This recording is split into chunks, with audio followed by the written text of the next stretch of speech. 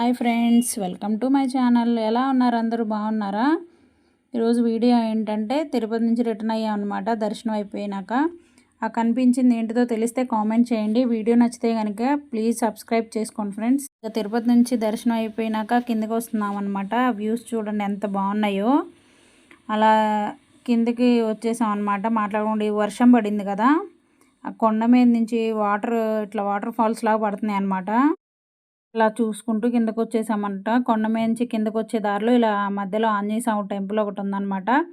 ఆంజనేయ స్వామిని కూడా దర్శనం చేసుకొని ఇట్లా కిందకి వచ్చేసామన్నమాట. ఇక్కడ నుంచి ఇక శ్రీకాళహస్తి వెళ్ళామండి.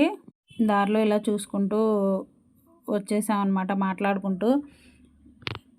ఇక శ్రీకాళహస్తి ఎంట్రన్స్ అనమాట అండి. ఇంతలోనే ఇక శ్రీకాళహస్తి వచ్చేసామన్నమాట. చూడండి విగ్రహాలు చూడండి ఎంత బాగున్నాయో.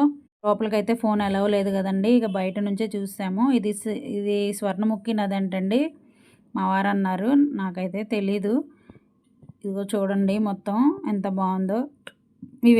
మీలో ఎవరైనా శ్రీకాళహస్తి వెళ్ళుంటే కనుక కామెంట్ చేయండి ఫ్రెండ్స్. ఇవేమనుకుంటున్నారు, ఇవి చెరువులు అనుకుంటున్నారా?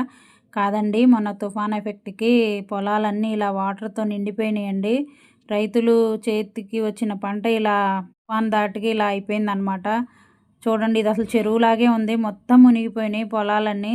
చూస్తుంటే మనకే ఇంత బాధగా ఉంటే ఆ పండించే రైతులకి ఎలా ఉండాలండి. ఇదైతే చూడండి, పొలాలన్నీ నిండి కూడా బయటికి రోడ్డు మీదకి వచ్చాయన్నమాట. రోడ్డుకు కూడా సగం వచ్చేసాయి. చూడండి, చూస్తే మీకే తెలుస్తుంది. చూడండి, తుఫాన్ ప్రభావం వల్ల నోటి దాకా వచ్చిన పంట ఇలా వాటర్ పాలైపోయిందనమాట.